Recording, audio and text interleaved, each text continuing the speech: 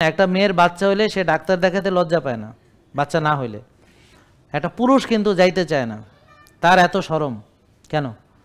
রোগ তো রোগই, পুরুষের যদি ধরেন এই রোগটা হয় তাহলে এটা শরমের কথা।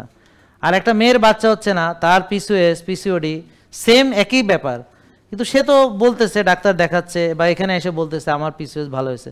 কিন্তু একটা পুরুষ এসে তার ইরেকটাইল ডিসফিউশন এই কথা কইতে হার মানে ইগো শরম, মানে বেকুব কোথাকার। মানে রোগ তো রোগই, এটা তো চিকিৎসা আছে, তো তুমি এত শরম কেন? একটা মেয়ের ব্রেস্ট ক্যান্সার হলে সে জানাচ্ছে, একটা মেয়ে এসে।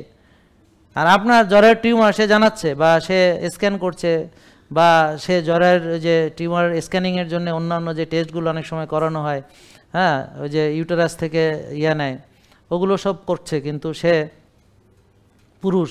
আপনাকে শরম বেশি হয়ে গেছে। রোগ তো রোগই ভাই, রোগের জন্যে আপনি শরম করে এত লাভ নেই, আপনার তো সংসারটা নষ্ট হয়ে গেল। আপনার তো এটা শরম কেন? এটা তো বলতে অসুবিধা কি? এটা তো আপনার রোগ, সমস্যা নেই এটা। তো যাই হোক, এটা আপনারা খেয়াল করেন। আমার কথা কি সত্য না মিথ্যা বলেন তো? হ্যাঁ, এই তো বুঝতেন সত্য।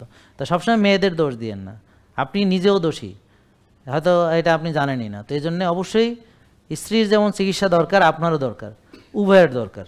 কারণ গর্ভে সন্তান আসবে স্পার্ম এবং ওভাম থেকে।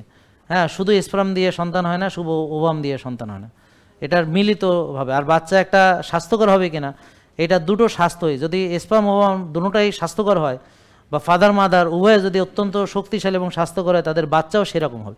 আর না হলে ওই যে বিকলাঙ্গ শিশু যে হচ্ছে এখন বেশি বেশি, এই কারণে যে স্পেশাল কেয়ার চাইল্ড বেশি হচ্ছে, হ্যাঁ, ওই যে এখন অটিস্টিক বেবি বেশি হচ্ছে, তার কারণ বাবা মা উভয়ের ইনসুলিন রেজিস্ট্যান্স অথবা কারো একজনের বেশি ইনসুলিন রেজিস্ট্যান্স। তো এর ফলে তাদের সুস্থ বাচ্চা হওয়ার সম্ভাবনা কমছে, এবং দিন দিন এই ধরনের বাচ্চার সংখ্যা বাড়ছে, সিজারের সংখ্যাও বাড়ছে। জেকে লাইফস্টাইল, ওষুধ মুক্ত সুস্থ জীবন।